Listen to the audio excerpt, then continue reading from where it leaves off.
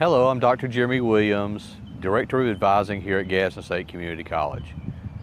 Coming to you from the quad here at the Wallace Drive campus. I want to talk to you about Cardinal Commit, which is coming up again this summer. There are multiple dates that we'll talk about in this video. The format has changed in that there are 2 events each day, where previously we had 1. So in that, we're hoping that the number of students will not be quite as overwhelming as they possibly have. But we want to provide the best quality advising experience that we can for each student and give them the best tailored advising experience that they can have within this event. So there are some things that we're going to look at regarding how to advise a student. Maybe this is the first time that you've ever come to a Cardinal Commit event, or maybe this is something that you have done multiple years and you have been with us for a long time, so you know somewhat what to expect. For those who are coming in this for the first time, this is new information to you, and you need to know, what to expect on that day and how to advise in this event. For others of you, like I've said, who this is not your first rodeo, perhaps this is a refresher on what you have done previously and to get you in the mindset of where you need to be regarding Cardinal Commit. So as we're thinking about this year's Cardinal Commit events, there are some things to consider, and the first thing I'm going to talk about is the dates for the upcoming events for 2026. There's going to be multiple sessions on that day, as I've spoken of already. So there's going to be a morning session and an afternoon session. So the morning session is going to be at 8:45 in the morning, begin then, and then at 1:45 will be the second session, the afternoon session. And our first date is going to be June 18th at the Ayers campus in Anniston, and followed by July 8th at Cherokee, July 9th at East Broad at the AMC, and the emphasis here is going to be on the technical programs only. And then July 16th, July 21st, 23rd, 29th on the East Broad campus in Gadsden at the Science Building. And the Saturday session is going to be scheduled for August 1st at that same location, East Broad Science Building.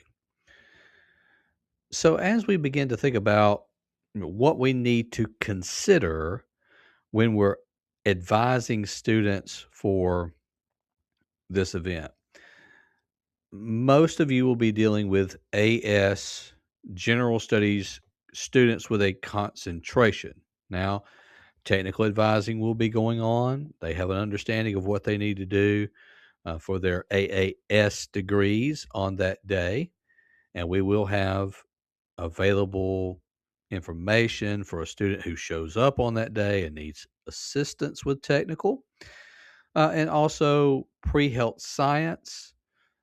Those who are looking to go into one of our health science programs, whether that be radiology or radiography, sonography, nursing, etc., there are some considerations that will be different than just a academic AS transfer type of degree. And of course, even our academic divisions have AAS degrees that are there. And so you as a representative, there will be a representative from those divisions that will be able to assist if a student's coming in looking at OAD or a accounting technology degree or another AAS degree that falls underneath the academic division.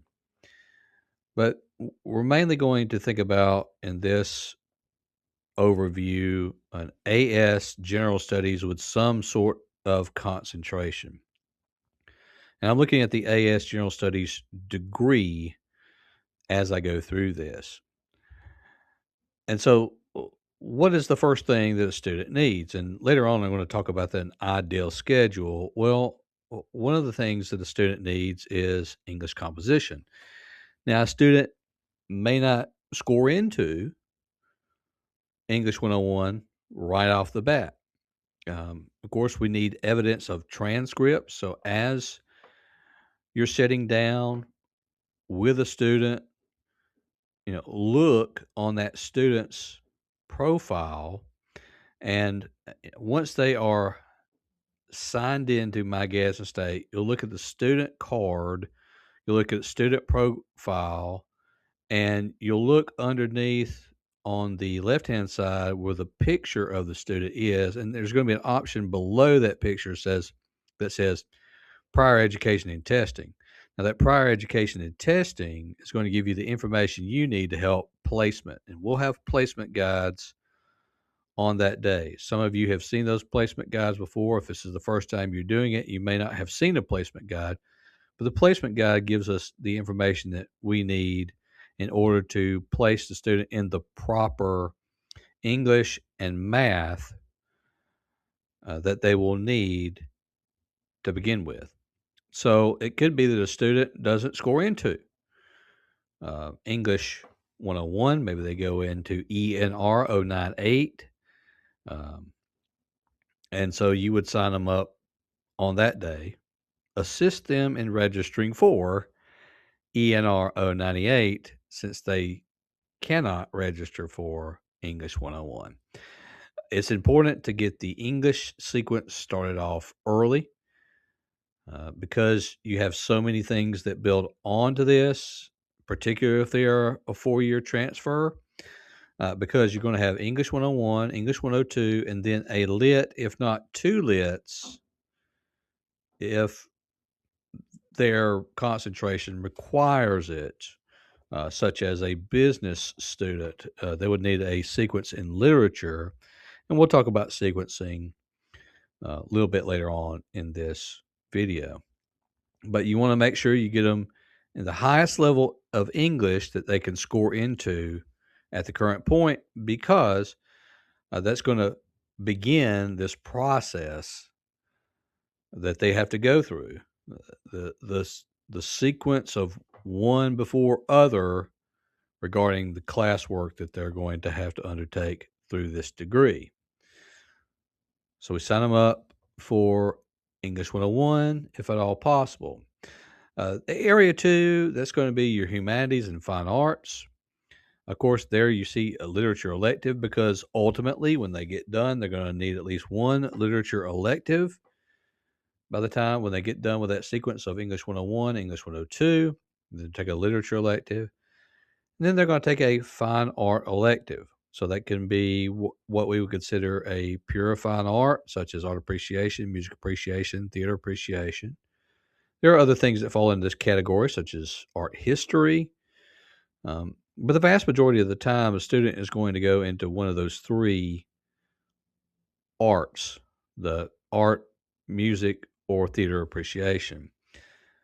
Of course, you have other opportunities to register students for Area 2. You always want to think about the balance.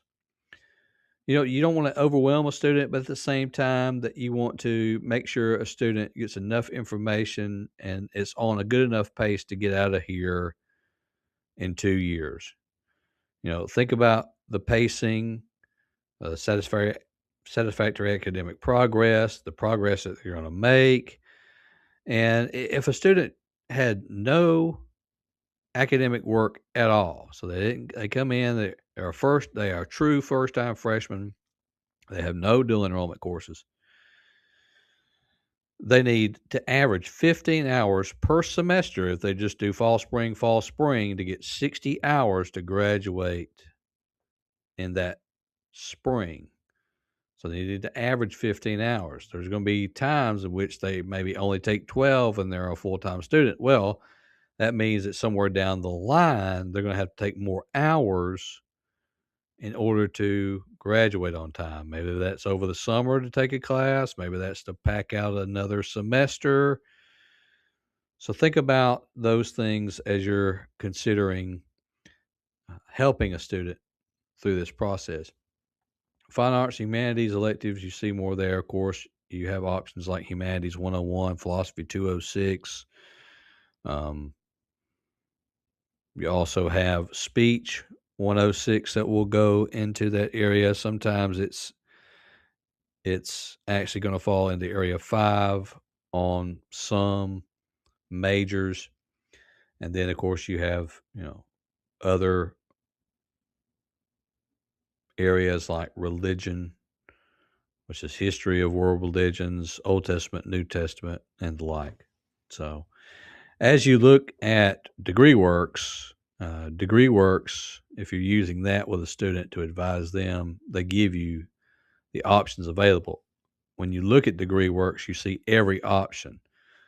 It doesn't necessarily mean that we are currently offering that option. Sometimes degree works is built out so that if a student transfers in anthropology 200, Gaston State may not teach it, but we've got a place for it because it's a transferable course from another institution that may have taught it. So that's why you often see so many options available on degree works, because even though we don't currently teach that class, another institution does, and the student's taking it. Therefore, they should benefit from that. Then you have the area 3, which is the natural science and mathematics area. You want to try to get the student in the highest level mathematics that you can. Again, you got to think about this. If you're dealing with someone that's going to be an engineering major, well, they need to start out at the highest level of mathematics that they can, because there's going to be plenty more mathematics classes that they're going to need moving down the road, that if you start them off too low, then that's just more math classes they're ultimately going to have to take to get to the ultimate goal to where they're going. I mean, it could be that they take here, up to calculus 3, linear algebra, or calculus 3 and linear algebra, or linear algebra. So they need to start out as high as they can, because ultimately they're going to have a long road to go, and they have a longer road if you start them out at math 100 than if you started them out at math 112. And then the natural science, I'll speak to that here. Natural science, understand that we have it as a 4-hour class.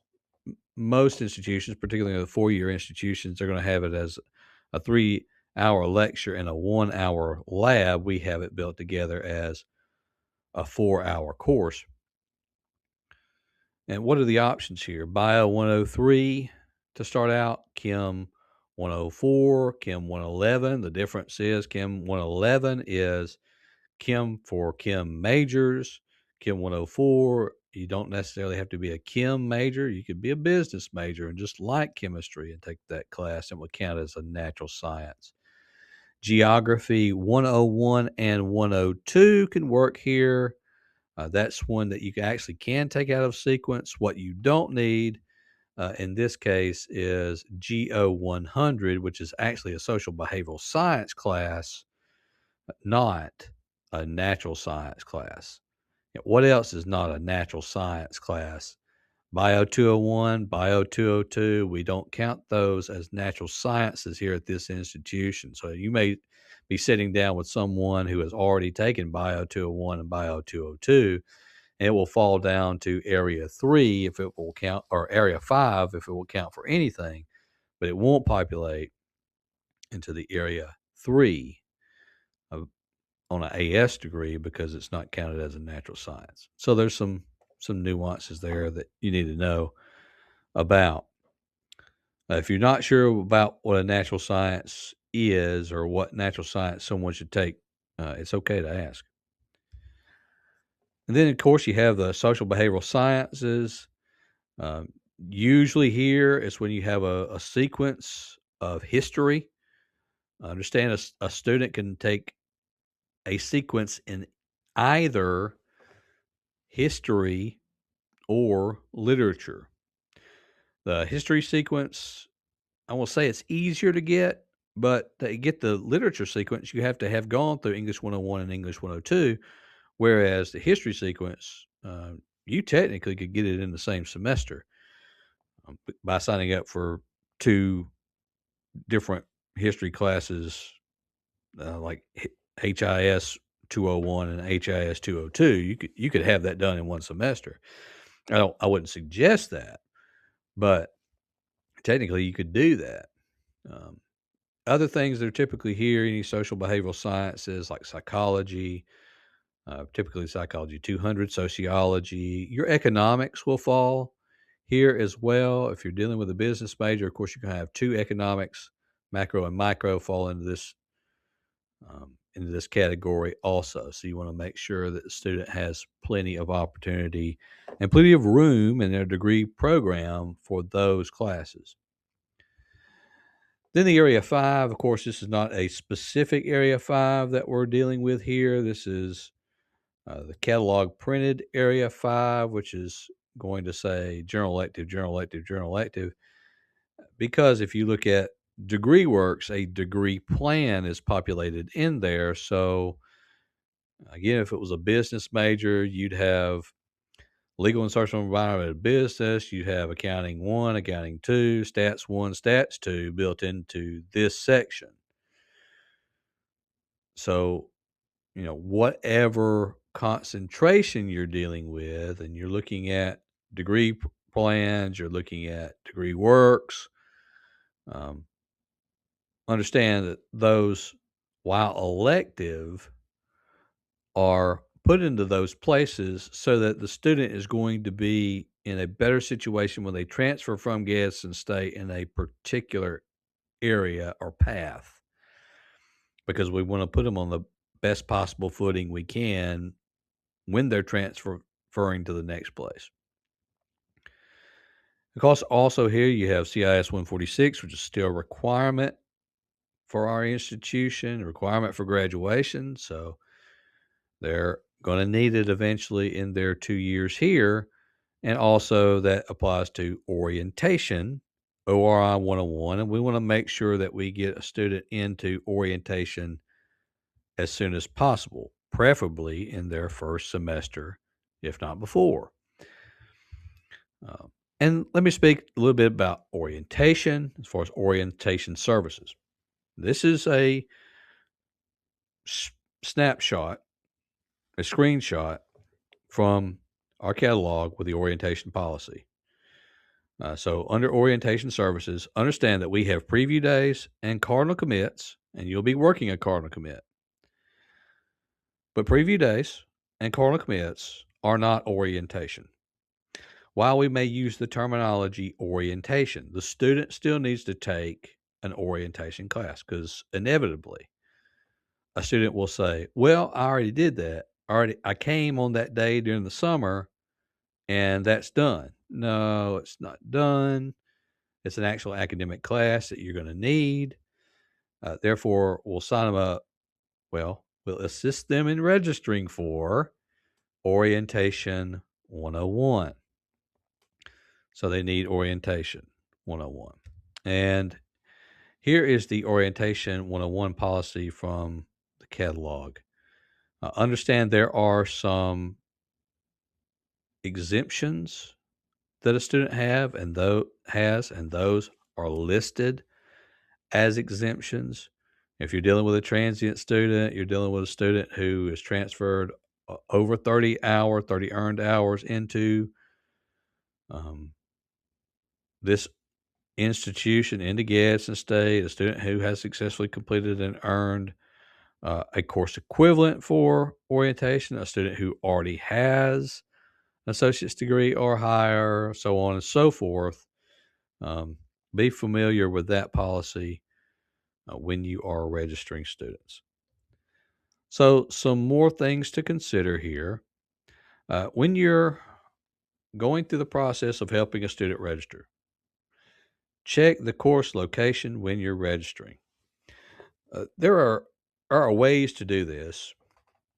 You can go to an advanced search and actually pick the campus location that you want to limit it to. So if you had an academic student and they're only taking classes in Gadsden, and you ask them a question, well, do you want to take an online class? Okay. Um, and then also you got to think about, is the student going to take a science, because that's technically on the East Broad side of campus. So if you only wanted to limit it to just the Gadsden area and you wanted to give them a full selection of academic coursework, and they also want to take one online, then you say Wallace Drive, East Broad, and online. Make sure that you ask a student what location. Don't assume based on the location that you see in their student profile on SSB. Check the course selection, ask them location, and just make sure you don't sign them up for an Ayers class in the afternoon and a Gaston class in the morning. We want to limit that and get away with that totally. I mean, there are some things that just happen and hey, I've got one seat left in the bio 202. It's my last semester. I just need it. Well, even then, we need to work with the student they don't need to be driving to another campus location just to get that one last seat in a class. We need to work with the student the best we can. But for the most part, just make sure that you're signing them up for the campus they want to be on. Check for placement by going through that student profile and looking at prior education and testing. You can go down and look at academic transcripts and see if the transcript has been put in. Their GPA and their high school English scores would be underneath the prior education and testing session and prior education and testing section. So that there are all those things to consider. And then remember time frames and progress. Going back to what I said earlier, if you got a student hasn't taken any classes at all, a true first-time freshman, they come in here and they say, I want to be done Gadsden State in 2 years to transfer on to the University of Alabama. And we say, thank you for coming here to Gadsden State. Want to help you do this? Let me explain this to you. You need to average 15 hours per semester if you're only going to do the next 4 semesters, fall, spring, fall, spring. So we want to help them get the best start they can to progress toward their goal. And that's what we're here to do. We're here to help them achieve their educational goals. And so much more, really. So let's talk briefly about the ideal schedule. Okay. It's an ideal schedule. The ideal always does not happen. But, if we were advising a student, we want to make sure we get them an English class, a math or science, a fine art, humanities, or social science, a major elective course, and orientation 101. So if we can balance those out, give the student the best they can, there's going to be some times we just can't make it work. Understand that it happens that way sometimes, but as far as we can on a new student, I mean, maybe you're dealing with a student, they're dual enrollment, they've already taken their English sequence. That happens all the time. Well, now you got a little bit more flexibility. It could be that the student just doesn't want to take another class. He's already got, those classes out of the way. Well, he's able to go on into literature. So, so you could just use that for his humanities. And he doesn't have to worry about an English sequence because it's done. And he doesn't have to take average 15 hours because he's already got 12 done. He's already got a semester done for dual enrollment because he's got his English sequence done and then he's got a history sequence done. We get a little bit more flexibility there. So while these are ideal schedules, not everybody is going to get this schedule because all students are unique and their situation is unique. And so, a note about technical and health science, technical programs, consult a technical advisor or a faculty advisor. Uh, let them guide the way on this. If you happen to have a student, let's do the handoff. And if you're a technical advisor, thank you for what you do. We want to make sure that this student is taken care of and they get all the assistance that they need. If they're not in the proper location, we want to make sure that they get in the proper location to see the proper people to be able to get the best advice experience they can on that day. If just for some reason it's not working out on that day, and we say, okay, we have the number of classes, we have a fall schedule for you that we already have printed out. We'll try to assist that student on that day. Um, we don't up front put this technical student in a bunch of academic classes. We want to make sure they're getting technical classes. And if they need a balance of academic classes, some of these AAS degrees do require some academic coursework, but we want to make sure we limit that academic coursework and focus mainly on the technical work while adding the one or two academic courses that a student needs rather than giving them a bunch of academic classes up front. So, pre-health sciences, we're going to follow the prerequisite course outline. These health science programs, there are many prerequisite courses that they have to take. So we're going to make sure that we get those students registered for those courses so that they have enough time to be able to space those classes out to have those requirements in place in order to apply for the program of their wishes. So keep those in mind. Also, consult with program directors based on specifics. Some programs are a little bit different than others, some requirements. Often, when you're sitting down and you're advising, particularly a pre-health science student, they may ask you questions that pertain to the program itself. You, as a pre-health science advisor, may not have as fresh information as someone in that division will. So we want to make sure we have them connect with someone that is in the program, working in the program, a program director, a program instructor, in order to give them the proper information. So those a little note about our technical programs and our health science programs and advising those students. Of course, here's my contact information. Dr. Jeremy Williams, Director of Advising, my phone number to my office, my email. If you have any questions, please reach out to me. If you have any general advising questions, you can email the arc@gadsdenstate.edu or call our number 256-549-8271 and reach someone in the Advising and Retention Center. Thank you for watching today, and I hope you have a wonderful Cardinal Commit experience this year.